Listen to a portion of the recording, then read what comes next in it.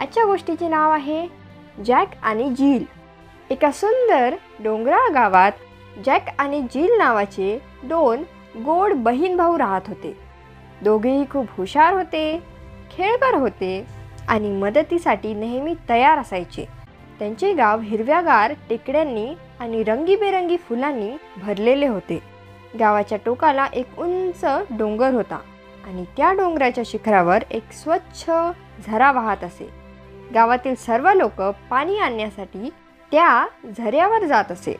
Jack आणि जिलचे आई वडील शेतकरी होते।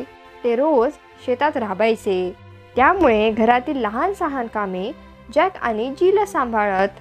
सकाळी लवकर उठून दोघेही शाळेत जायचे आणि संध्याकाळी परत आल्यावर घरकामात मदत करायचे।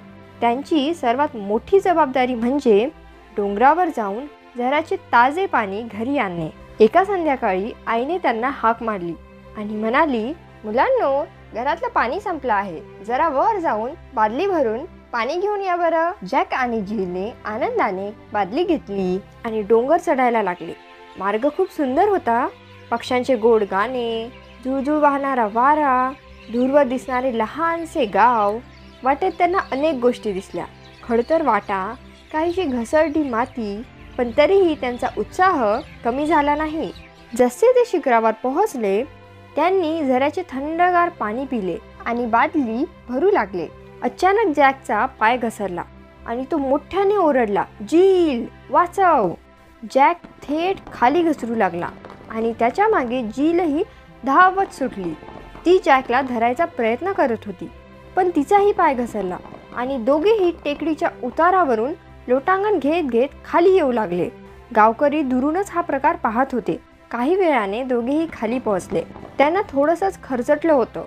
गावातील लोक धावतच आले आणि त्यांना उचललं। जॅक आणि जिलला थोडेसे लागले होते, पण ते दोघे हसतच होते। त्यांनी आज एक मोठा धडा शिकला होता, कधीही डोंगर चढताना सावधगिरी बाळगावी। त्यांच्या या साहसाच्या गोष्टीने संपूर्ण गाव आनंदित झाले। पुढच्या वेळी ते झऱ्यावर जाताना अधिक खबरदारी घेत होते। आणि हो, जॅक आणि जिलने ठरवले की पुढच्या वेळी एक मजबूत काठी घेऊन आणि घट्ट चप्पल घालूनच डोंगरावर चढायचे।